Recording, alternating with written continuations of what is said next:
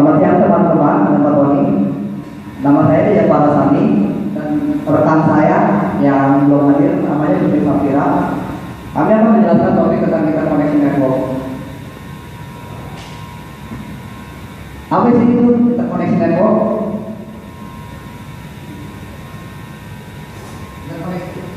Interconnection network itu kalau kita singkat adalah internet. Internet yang dapat diartikan sebagai jaringan komputer yang luas dan besar yang mendunia. Nah, ini adalah sejarah internet. Pada mulanya sejarah internet dimulai pada tahun 1958 yang dibentuk di Amerika Serikat. Pada mulanya digunakan Departemen Pertahanan atau di Advanced Research Project Agency atau disingkat ARPA. Dan pada 1960-an ARPA mengembangkannya jadi ARPANET, terus mempromosikannya ke Operation Network of Time Series Computer. Pada 1971 anggota jaringan ARPANET bertambah menjadi 23 buah model komputer yang terdiri atas komputer-komputer untuk riset milik pemerintah Amerika Serikat dan universitas. Pada tahun 1974, Silver dan Bob Kahn mempublikasikan spesifikasi protokol penyesuaian. Lalu pada perkembangan 1977, berkembanglah 100 jadi 100 buah komputer yang telah terhubung ARPANET. Pada 1978, protokol TCP pecah menjadi dua bagian, ini Transmission Control Protocol dan Internet Protocol. Pada tahun 1980-an, PC mewabah dan menjadi bagian daripada kehidupan manusia.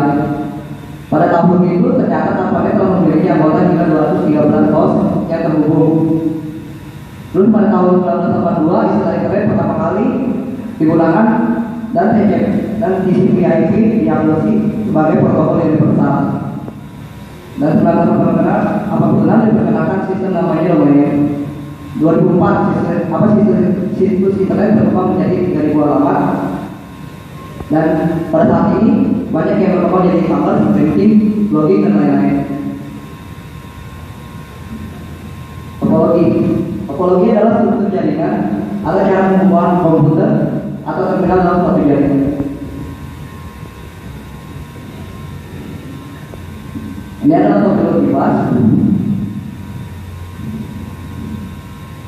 Pada topologi bus, kedua ujung jaringan harus diakhiri dengan sebuah terminator. Nah, ini adalah sebuah terminatornya yang untuk menghubungkan antara komputer dan komputer. Keunggulan dari topologi bus adalah pengembangan jaringan atau penambahan workstation baru dapat dilakukan dengan mudah tanpa mengganggu workstation lain. Kelemahan topologi ini adalah bila terdapat gangguan di sepanjang kabel pusat maka keseluruhan jaringan akan mengalami gangguan. Topologi star atau beta.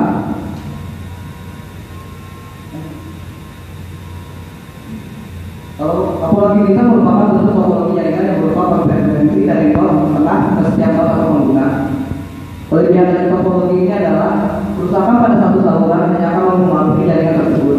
Tingkat keamanannya tetap tinggi, tahan terhadap lalu lintas yang sibuk, penambahan dan penggunaan station dapat dilakukan dengan mudah. Kekurangannya adalah jika nol tengah mengalami kerusakan, maka seluruh jaringan akan berhenti.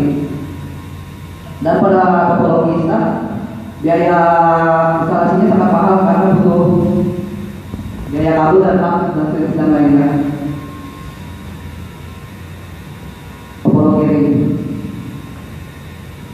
Topologi ring adalah topologi jaringan di mana setiap titik terkoneksi ke dua titik lainnya membentuk jalur melingkar. Pada topologi cincin, kerusakan pada salah satu komputer akan berpengaruh terhadap jaringan secara keseluruhan dan tentu saja akan mempersulit proses diagnosis. Topologi tree. Topologi tree ini adalah topologi yang menggabungkan topologi bus dan topologi star. Nah, kelebihan dari topologi ini adalah dapat berbentuk suatu kelompok yang dibutuhkan pada setiap saat. Sebagai contoh, kebutuhan serta pada kelompok lain ditutup untuk bermain penjualan. Kelemahannya adalah apabila situ yang lebih tinggi kemudian tidak berfungsi, maka kelompok lainnya yang berada di bawahnya di bawahnya juga menjadi tidak efektif. Topologinya digunakan pada kondisi di mana tidak ada hubungan komunikasi terputus secara absolut antar komputer. Sebagai contoh sistem kontrol dari sebuah network power plant. Topologi ini merefleksikan bagaimana desain internet yang memiliki multi-thread berbagai lokasi. Switching. Switch adalah perangkat yang mempunyai kemampuan untuk membuat koneksi temporer antara dua atau lebih perangkat yang dihubungkan ke switch.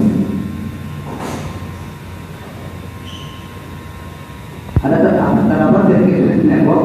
Sebuah dedicated switch network dibuat dari satu set switch yang dihubungkan dengan link secara fisik, di mana setiap link dibagi dalam beberapa kanalnya. Dalam dedicated switching, sumber dibutuhkan selama fase setup dan sumber dibiarkan digunakan selama pemrosesan data sama fase setup. Untuk proses pengiriman sirkuit switching, di sini ada anggap aja ini komputer A akan kirim ke komputer B. Saat melakukan pengiriman, mereka akan menggunakan jalur yang sama. Jadi dari switch 1 ke switch 4, lalu ke switch 3, lalu ke komputer M. Untungan dari sirkuit switching, sekali koneksi terjadi jaringan transparan, bit data rate tanpa adanya delay, sangat baik untuk komunikasi real time. Selama koneksi berlangsung, kelemahannya, selama koneksi berlangsung, sirkuit akan selalu diduduki walaupun tidak ada data yang dikirim. Kira sebelum terbentuknya hubungan. Paket informasi atau pesan dibagi menjadi paket-paket kecil dan kemudian ditransmisikan pada paket demi paket. Setiap paket terdiri dari bytecode atau data informasi yang akan dikirimkan dan header. Header itu berupa source, destination, paket setnya, frequency numbernya, error checking informasinya. Nah, ini adalah langkah-langkah pengiriman menggunakan paket switching. Pertama, komputer A akan mengirimkan paket, jadi dibagi dulu paket itu jadi 3 kotak.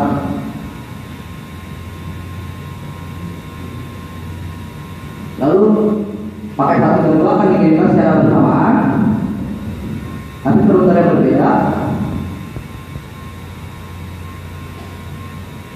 Dan 3 juga akan menyusul dan kita melalui urutan yang berbeda sampai tujuannya tercapai.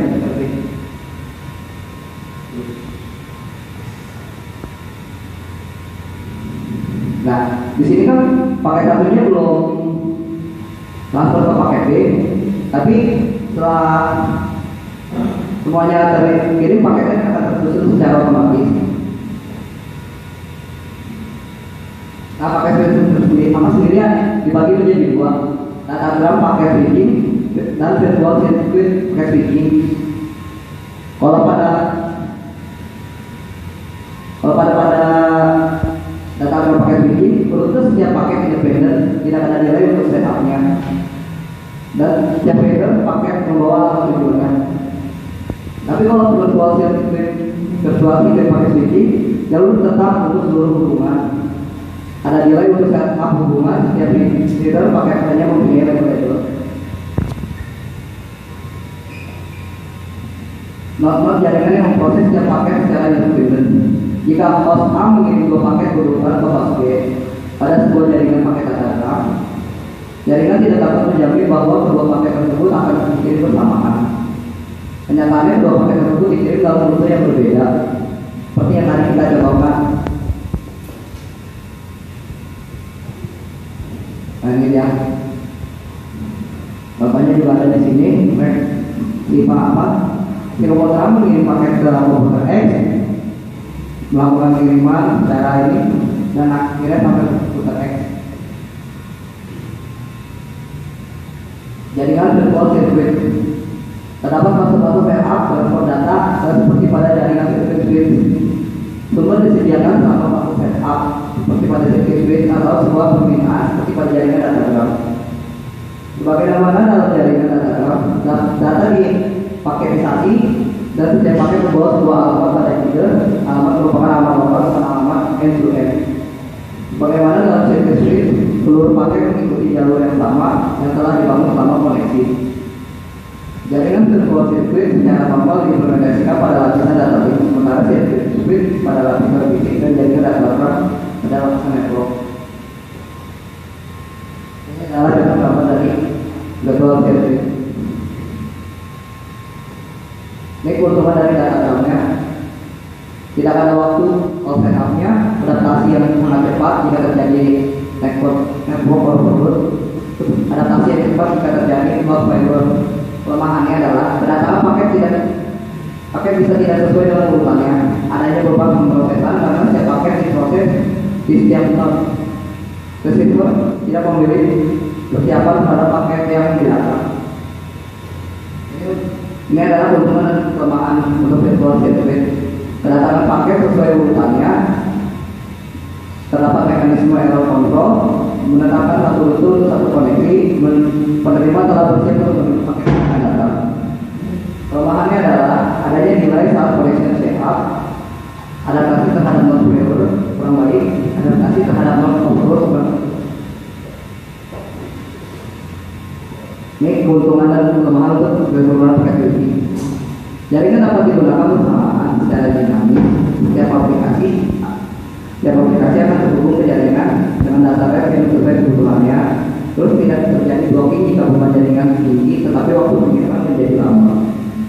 Mekanisme prioritas pengiriman dapat dilakukan untuk paket-paket yang dianggap penting, seperti paket selesai. Rehabilitasi tinggi jika suatu rute terputus maka dapat digunakan rute yang lain. Kelemahan adalah tidak ada garansi quality of service-nya. Message switching. Di tiap node yang dilalui pesan disimpan dalam buffer sebelum diteruskan. Pesan diberi header yang berisi informasi kepada pesan akan dikirim. Tujuan dapat lebih dari satu. Pesan baru akan diteruskan ke node berikutnya apabila telah diterima sebelumnya. Menggunakan teknik pengiriman store and forward, contohnya Telegram.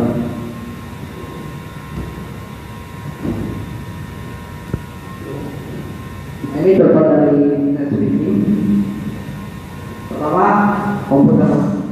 Yang pertama mengirim data secara bebas ke router yang lain. Dan datanya bisa dibagi ke router yang lain lagi dan dikirim ke komputer yang lain dan komputer lainnya secara bersamaan. Keuntungan dan kelemahan dari message switching, keuntungannya pertama adalah tidak perlu segmentasi atau paketisasi data.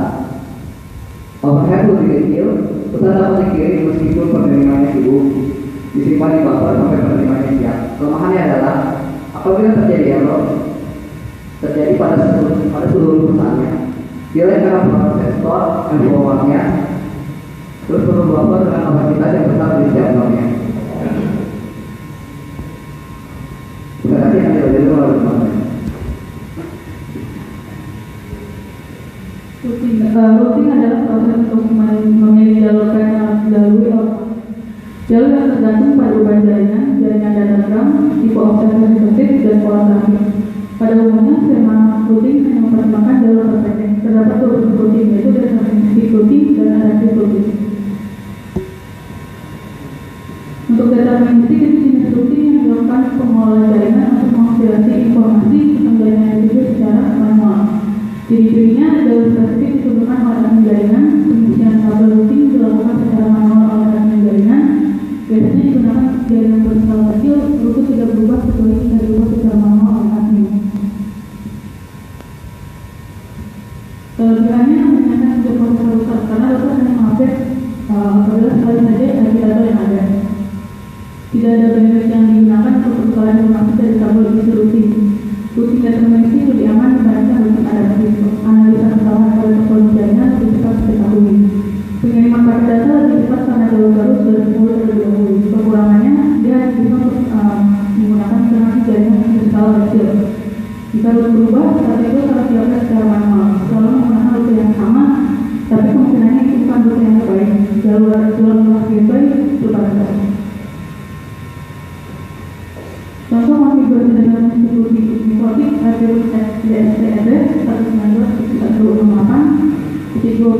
10/24 10.1.1.1. Untuk minusnya Dr. Motif Epilog 192.1.255.255.255.10.1.1. Itu adalah keterangannya hasil nomor korban 192.168.20.0. Tes 24 itu maksudnya adalah 5.255.255.0. Happy nexusnya 10.1.1.1. Adaptif router adalah sebuah router yang memiliki dan membuat tabel secara otomatis dengan mengenalkan lalu lintas jaringan dan juga dengan router lainnya.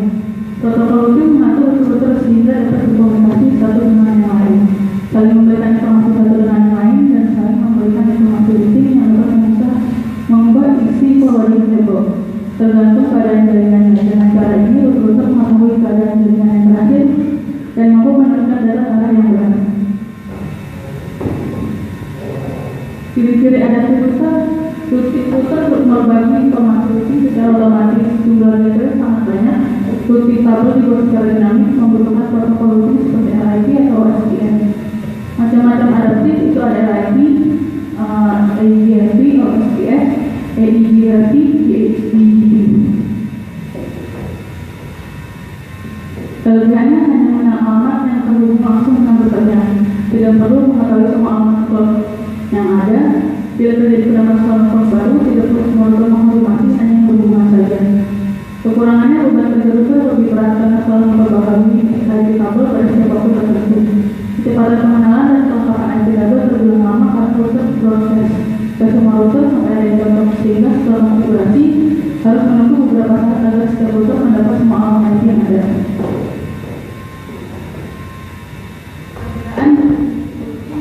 Routing. Satu, deterministik berfungsi pada protokol IP, sedangkan routing adaptif berfungsi pada inter routing protokol. Untuk routing deterministik, router dapat membagi informasi routing, sedangkan adaptif router membagi informasi routing secara otomatis. Routing tabel di routing deterministik dibuat atau dihapus secara manual, sedangkan untuk di adaptif itu tabel dihapus secara dinamis oleh router. Router deterministik tidak menggunakan routing protokol. Untuk router adaptif menggunakan routing protokol. Mengerti sebuah cara karakter multiprosesor dan menempatkannya pada dalam sebuah konteks dengan arsitektur lain demi mempertimbangkan laluritas, sinkronisasi, frekuensi, sinkronisasi antara proses dalam suatu sistem. Independent parallelism. Dengan independent parallelism tidak ada sisi sinkronisasi antara proses, masing-masing mewakili aplikasi. Terpisah atau berdiri sendiri, kebiasaan umumnya digunakan pada tipe parallelism atau sistem time-sharing. Dan dari constraint parallelism secara umum ukuran proses konkuren yang perlu berkomunikasi atau menyinkronkan bisa mendapatkan keuntungan dari penggunaan arsitektur multiprosesor. Dalam satu interaksi yang sangat jarang terjadi pada semua prosesor, sistem berdiskusi dapat memberikan dukungan yang baik. Medium dari parallelism programmer secara implisit harus menentukan parallelism potensial dari application. Diperlukan koordinasi dan interaksi yang baik dari sebuah aplikasi yang mengarah pada sinkronisasi medium grade. Fine-grained dan parallelism merupakan penggunaan alur kompleks dari parallelism. Untuk perbedaan fine-grained dengan fine-grained bisa dijalankan secara bertahap satu demi satu. Tidak membutuhkan pengetahuan yang dalam. Itu harus paralel untuk meningkatkan kecepatan. Banyak kecepatan sinkronisasi pada akhirnya paralel. Untuk fine-grained parallelism, kecepatan sinkronisasi sedikit sehingga mengurangi kemacetan. Butuh pengetahuan yang dalam. Eksekusi pada awal kode berfungsi mengurangi kecil pada akhir kode.